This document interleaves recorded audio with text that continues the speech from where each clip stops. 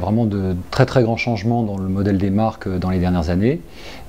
C'est lié essentiellement au virage du digital, et même plus qu'au virage du digital, parce que le digital n'est pas un outil, c'est une modification profonde des usages et des comportements de la population mondiale. Le modèle de la marque est véritablement en train de changer. Les marques sont des instances souveraines, c'est comme ça qu'elles se vivent depuis l'origine. Une marque, elle maîtrise son espace de discours, son espace de communication. C'est pour ça qu'on parle de territoire de marque, d'imaginaire de marque. Tout ça, c'est possible, et c'était possible dans un espace de discours qui était totalement maîtrisé dans ses contenus et dans ses modalités de diffusion.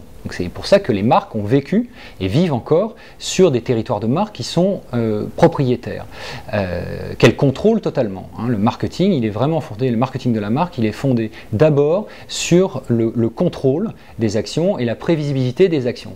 Ce qui est intéressant, c'est qu'aujourd'hui, ce modèle, ce plafond de verre est en train de voler en éclats complètement, puisque l'espace de discours s'ouvre, les publics rentrent, proposent, critiquent, dénoncent, interagissent directement avec les marques, et il n'y aura pas de retour en arrière. Il y a un autre aspect qui est extrêmement important, c'est que les marques, elles essayent de s'adapter à ça, bien évidemment. Donc elles continuent d'un côté à utiliser le marketing du contrôle à travers leurs médias traditionnels, donc elles continuent à proposer des discours publicitaires, des offres commerciales par les canaux qui sont contrôlés, mais également elles ont colonisé l'espace digital dans lequel elles se sont invitées en quelque sorte, mais qu'elles ont tendance encore aujourd'hui, et je mets nous, enfin agences, dans le même panier, c'est qu'on a tendance à utiliser l'espace digital comme un grand canal de communication. Je crois que si on veut éviter aux marques de passer, de finir dans le crépuscule des idoles, il faut vraiment se pencher sur ce que c'est qu'une véritable relation. En quelque sorte, les marques, elles sont prises aujourd'hui, et les marques, et encore une fois les agences avec, elles sont prises dans cette, dans cette culture qui laisse penser que la marque sauvera tout. Cette relation avec les consommateurs devient maintenant un petit peu l'épreuve du feu des marques.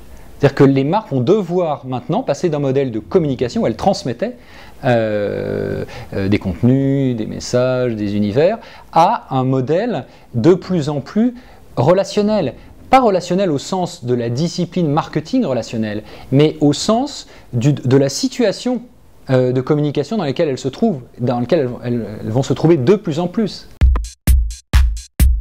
D'où le relationship marketing, qui est un petit peu difficile à prononcer, je vous le concède. Donc real comme réel en anglais, et relationship marketing, qui peut se concentrer dans cet enjeu pour les marques d'affronter véritablement les exigences d'une vraie relation.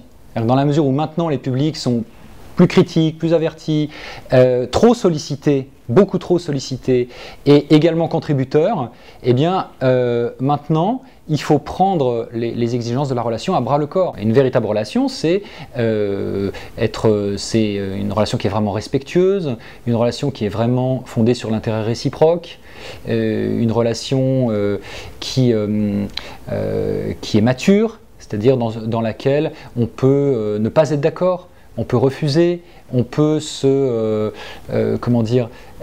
on peut se disputer et puis se retrouver après. Ce qu'attendent les gens aujourd'hui, c'est pas seulement des sollicitations commerciales, c'est pas seulement que la marque déploie son calendrier d'actions commerciales, mais qu'elle soit capable, par une attention un peu plus fine et un peu plus en prise avec une véritable relation, qu'elle soit capable de doser sa présence, de donner avant de prendre ou avant de demander, de s'intéresser aux attentes des individus plutôt que de s'intéresser à son plan d'action commercial. Pour nous, tout l'enjeu, c'est de réussir à croiser les objectifs business, puisque ça reste évidemment la question centrale, les objectifs business du client avec la considération du niveau de relation et des attentes de relation avec la marque. Donc l'enjeu du relationship pour nous, c'est d'aider nos clients à accomplir cette mutation, ce passage du statut de marque intéressée à celui de marque intéressante. Les marques intéressées, c'est celles qui conçoivent des offres descendantes, qui tiennent peu compte de la vie du client.